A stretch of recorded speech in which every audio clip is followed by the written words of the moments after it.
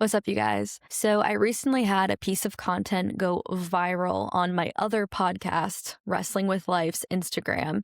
And I expected when I posted it that it was going to perform well because it was hopping on a trend that I saw other creators execute and it was working for them. But I didn't expect it to go as well as it did. So, before I show you this piece of content, I just want to go over what going viral even means because I think most people think I've got to get millions and millions and millions of views for something to be considered viral. And while that is the case for creators that have really large followings, like hundreds and thousands of followers, yes, that's viral for them.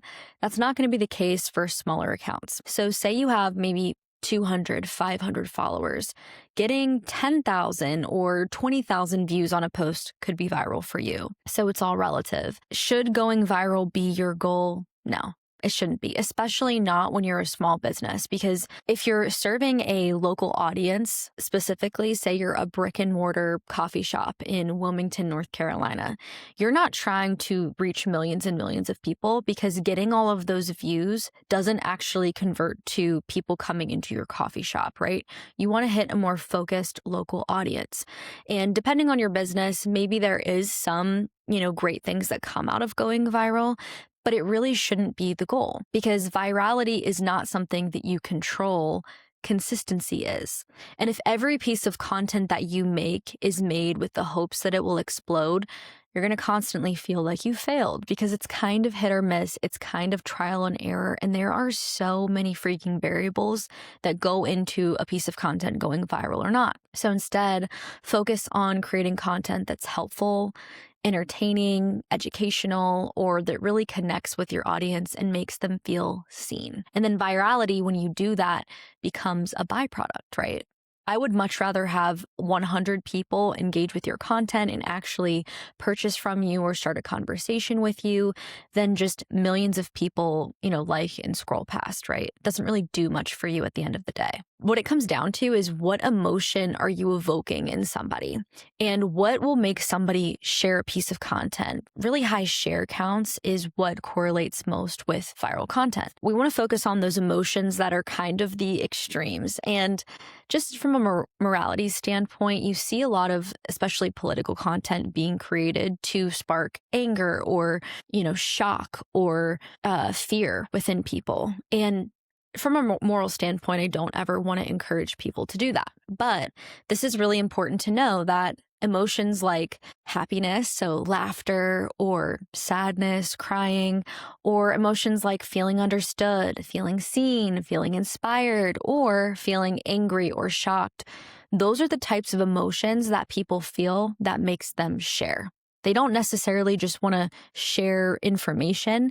They want to share emotion, right? It's the humanity in all of us. So people are going to share something that's relatable to them, where they're like, oh my gosh, this is so me, or I know someone who went through this, right? It makes them feel like they can really see themselves in your content. So relatability. Also, simplicity. People love one idea, one takeaway, one clear message that they really understand, right? It's simple. It gets to the point. It's not minutes and minutes of content that they're trying to dissect and understand what they're reading. People love to be surprised, something that's unexpected or contradicting to what they formerly believed. Maybe you make them think differently about something, or maybe something with an unexpected ending or a fresh perspective. Timing is also so crucial.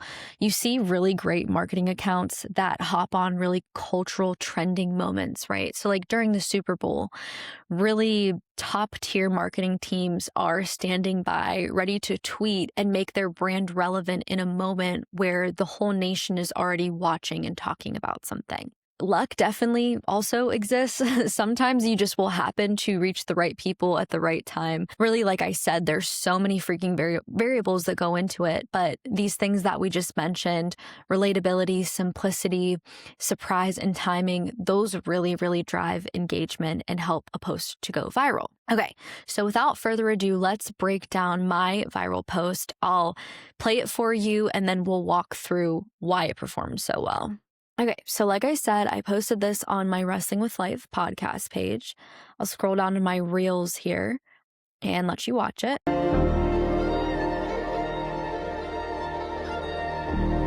So the text over the video says, if you could only post one photo from your camera roll to argue the existence of God, which one would you choose? Instagram finally lets you post photos in the comments, so let's see it. And in the caption here, I have, show me the single most compelling piece of evidence you have in your camera roll to point to the existence of a creator. Go. And then I have, as you can see at the bottom, some different tags that have keywords and are written to be SEO, which is search engine optimization, SEO driven. Looking at the analytics, this post earned 138,000 views, reached about 53,000 accounts, about 661 comments, 118 shares, and 296 saves. And honestly, I just posted this a few days ago, so these numbers are still going up. And if we go over to the comments section over here, you can see that people shared photos. They listened to the prompt. They were posting pictures of nature, pictures of their children, of the people that they love, pictures of crosses showing up in different places. There's a picture of a spider, the northern lights, all kinds of really cool stuff, right? So let's talk about why this did so well, right? First of all, this was a trend that I hopped on. Instagram really recently released this feature, right? That you can post photos in the comments. And putting that in the prompt, right? Saying Instagram finally lets you do this, so let's see it. For one, it's a trend that's already going around. It's been proven to work. Two, people love to share. They love to share about their life. They love to participate in the content that you have going on. And I'm giving them an invitation right over top of the video in the text to participate. So it's very clear what the purpose of this content is, right? Simplicity. Also, you can see in the background of this video, there's a beautiful sky, right? Beautiful sunset. And when people see that, they probably start thinking about, ooh, what pictures do I have of sunsets? And when you look in the comments, most of the pictures that people shared are beautiful landscapes, beautiful skies. They're sharing nature.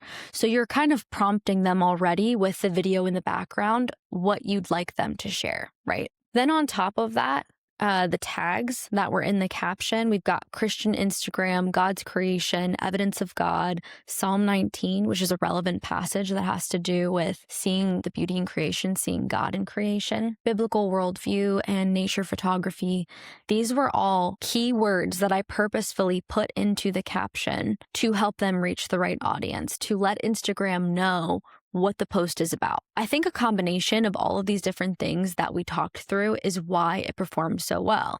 And because what I'm asking people to do in the post is leave a comment, and they left a comment, comments and shares and people actually taking action on your post, the more engagement that you get, the more people that Instagram is then going to push it out. They're seeing, oh, a lot of people are interacting with this. A lot of people are leaving comments. They're sharing it to their story. This means that this is a piece of content that a Christian audience wants to see. So it continues to amplify the reach. And that's how algorithms work, right? At the end of the day, do we really know why content goes viral? No, you can't point to one singular thing and say, this is why it did so well. But there's a lot of hints and clues along the way. But again, it's not a black and white strategy. There's a lot of nuance involved with it. And also, your content strategy should not be focused around creating viral content. It should be around creating consistent content. This has been another episode of Content Without the Chaos. Remember, creating content is not supposed to be chaotic. It's supposed to be fun. We'll see you next time.